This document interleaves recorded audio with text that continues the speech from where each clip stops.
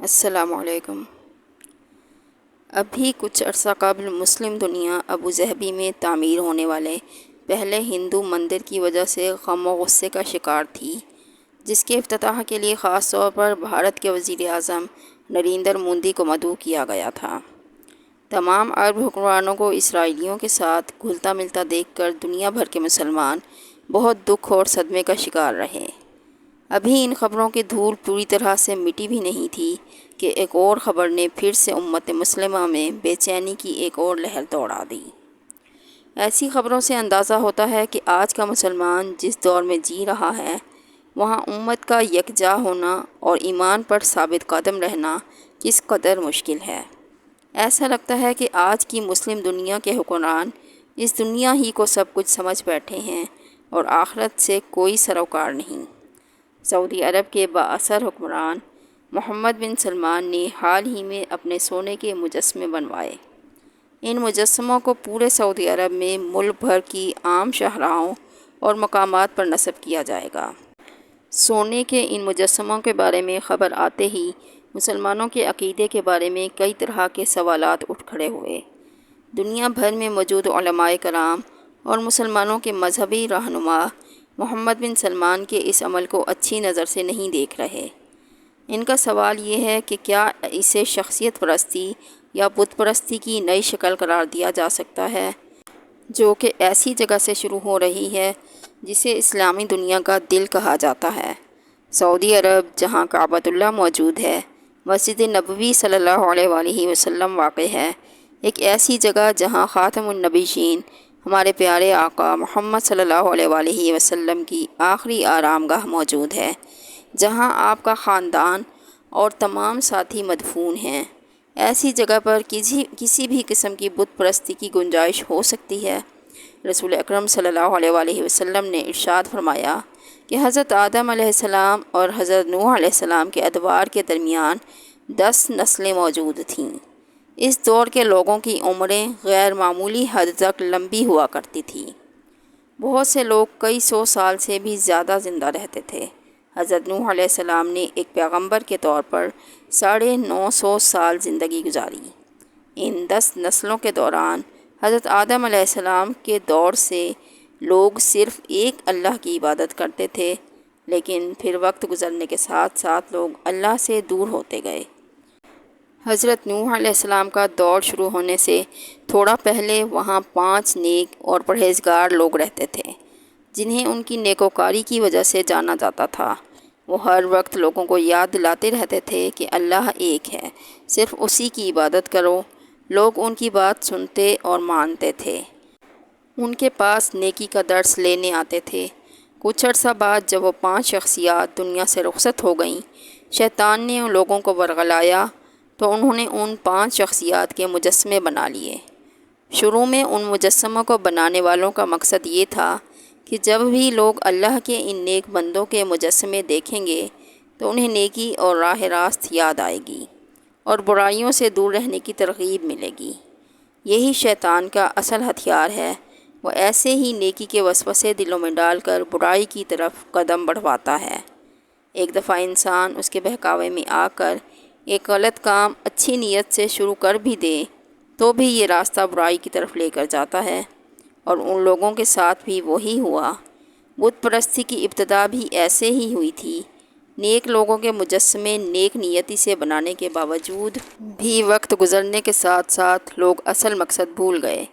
شیطان نے لوگوں کو آہستہ آہستہ یوں بہکایا کہ وہ ان مجسموں کے آگے بطور عقیدت جھکنے لگے، اور پھر وہ وقت بھی آیا جب ایک اللہ کو چھوڑ کر ان مجسموں کو خدا سمجھ کر ان کی پوجا ہونے لگی۔ اللہ تعالیٰ نے ان 5 لوگوں کا قصہ قرآن پاک میں بھی بیان کیا ہے، جنہیں نعوذ باللہ خدا بنا لیا گیا تھا۔ یوں بت پرستی کی ابتدا ہوئی۔ قرآن پاک میں ان کے نام بھی بتائے گئے ہیں۔ سورہ نوح میں بیان ہوا ہے، اور کہتے ہیں کہ اپنے معبودوں کو ہرگز نہ چھوڑو، نہ ود کو چھوڑو، نہ سواع کو، نہ یغوث اور نہ یعوق اور نہ ہی نصر کو۔ تو انسان شیطان کے اس بہکاوے میں بہت جلد آ جاتا ہے کہ اللہ کے نیک بندوں کے لیے دل میں عقیدت رکھتے ہوئے اس عقیدت کو اس قدر بڑھا دیا جاتا ہے کہ نوبت بت پرستی تک پہنچ جاتی ہے۔ اور انسان کی اسی فطرت کے باعث دین اسلام نے ہمیں اللہ تعالیٰ کی یا فرشتوں کی یا انبیاء کرام کی کسی بھی کی کوئی صورت نہیں دکھائی، کیونکہ صورتیں سامنے ہونے کی وجہ سے بہت آسانی سے مجسمہ سازی اور بت پرستی میں استعمال ہو سکتی تھیں۔ شیطان کے لیے یہ بہت آسان ہو جاتا انسان کو اکسانا کہ فلاں فرشتے کی صورت بنا لو یا فلاں نبی کی تصویر بنا لو۔ بات عقیدت اور محبت سے شروع ہو کر بت پرستی اور شرک کی طرف چلی جاتی۔ اب اگر بات کی جائے محمد بن سلمان کے مجسموں کی، جنہیں بالکل اسی نظریے کے تحت بنایا گیا ہے، وہ سعودی عرب کے بادشاہ ہیں اور سعودی عوام ان سے محبت اور عقیدت رکھتی ہے، لیکن اگر بحیثیت مسلمان سوچیں تو کیا یہ بت پرستی کی طرف لے جانے والا راستہ نہیں ہے؟ کیا اسلام خدا نخواستہ واپس اسی حالت میں جا رہا ہے جہاں سے شروع ہوا تھا؟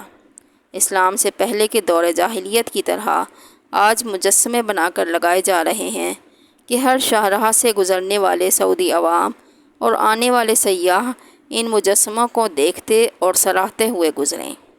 کل کو لوگ ان مجسموں کو عقیدتاً سلام کرنے کے لیے رکیں گے، اور پھر نوبت یہاں تک بھی آ سکتی ہے کہ ان مجسموں کے حوالے سے کچھ مخصوص رسومات یا روایات قائم ہو جائیں کہ ہر دیکھنے کے لیے آنے والا یا تو مجسموں کے ہاتھ چوم رہا ہے یا ان کے آگے جھک رہا ہے۔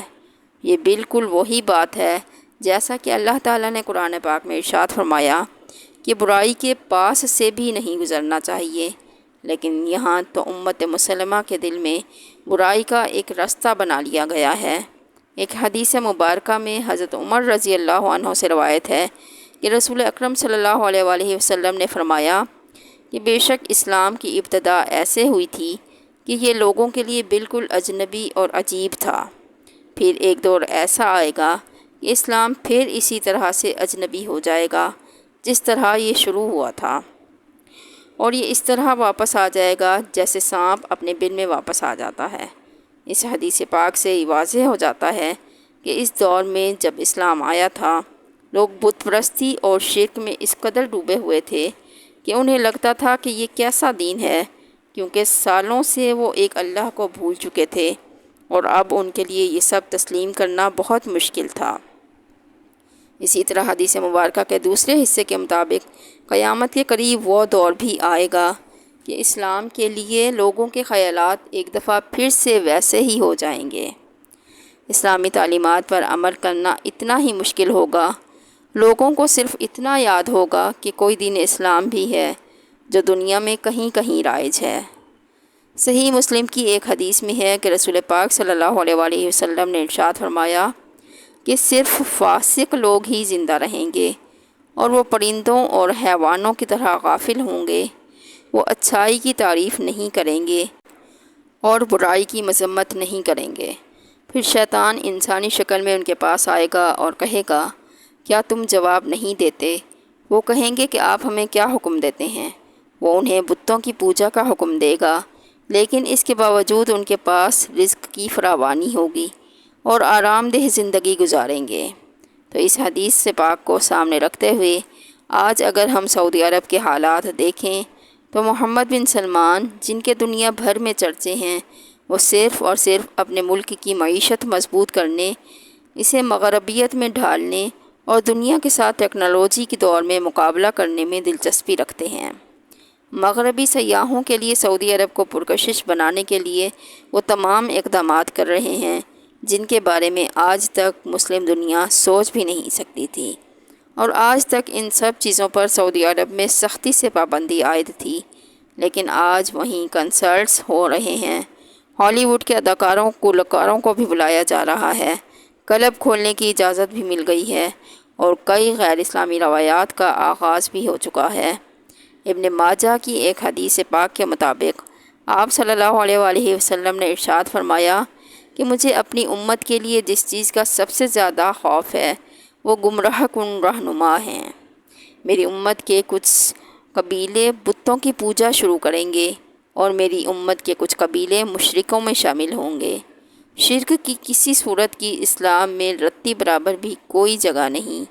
یہ ایسا بڑا گناہ ہے جس کی رب کائنات کی طرف سے معافی بھی نہیں ہے، اب اگر امت مسلمہ خدا نخواستہ اس گناہ میں پڑ جاتی ہے تو اس امت کا مستقبل کیا ہوگا، اس کا اندازہ کرنا مشکل نہیں ہے۔